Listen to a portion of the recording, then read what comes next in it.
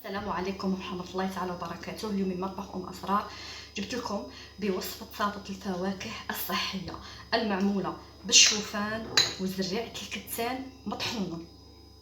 نبدو على بركة الله بالمقادير. أولا عندي فواكه على حسب الموسم، عندي 2 حبات بعويد مقطعين ولا حبة بعويد، أنا عندي درت 2 حبات بعويد. عندي كميات من العنب الأخضر والأحمر والأكحل. عندي حبة تفاح مقطعتها بها بقشورها على جال الفائده باش ندو منها الفائده. عندي زريعه الكتان نسحق منها 2 مغارف زريعه الكتان طحنتها مطحونه. عندي 2 مغارف من الشوفان. عندي 2 مغارف من العسل. عندي حبه بانان. عندي هي ماشي كاع كاس ماء، خليت منه قد صبع، والماء راني معصره فيه 2 حبات تاع الليم. 2 حبات تاع الليم عصرتهم ودرتهم في هذا الكاس. وعندي وحده بو ياغورت ناتور، اللي ما يحبهش ما يستعملهش، انا نستعملها بالبو تاع الناتور. نبدو على بركه الله. بسم الله. اولا نضع داك الماء اللي فيه الليم ونحط فيه هذاك ناتور.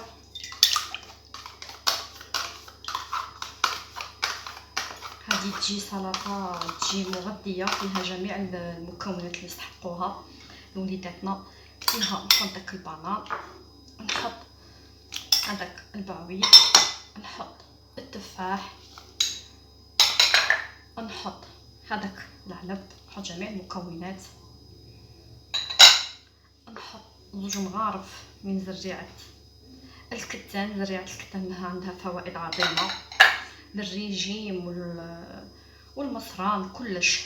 نحط 2 مغارف كبار من الشوفان ونضيف لهم 2 ملاعق معمرين مليح من العسل، ولا حتى 2.5. انا ولادي يحبوا سلطه الفواكه شويه حلوه، ما يحبوها الصامته، ما انا ناكلها صامته. نخلطوا جميع المقادير.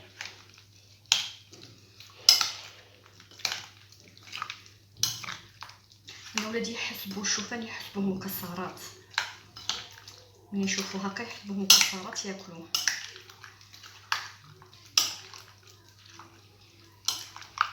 هكا نغيروا من سلطه الفواكه العاديه.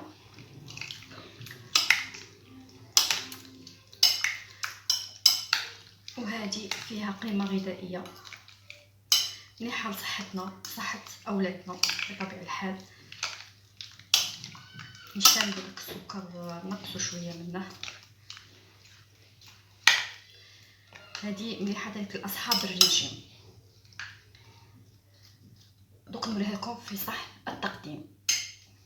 وعدت اليكم وها هي سلطه الفواكه في صحن تقديم بعد ما زينتها بتزيين بسيط. هذه سلطه الفواكه المنعشه بالعسل والفواكه وما فيهاش السكر، لاصحاب الرجيم واصحاب اللي عندهم امراض الكولون، لان الشوفان يساعد على الهضم. ونتمنى تجربوها وتقولوا لي آراءكم في التعليقات بإذن الله. ومع السلامة إلى فيديو قادم إن شاء الله، والسلام عليكم ورحمة الله تعالى وبركاته.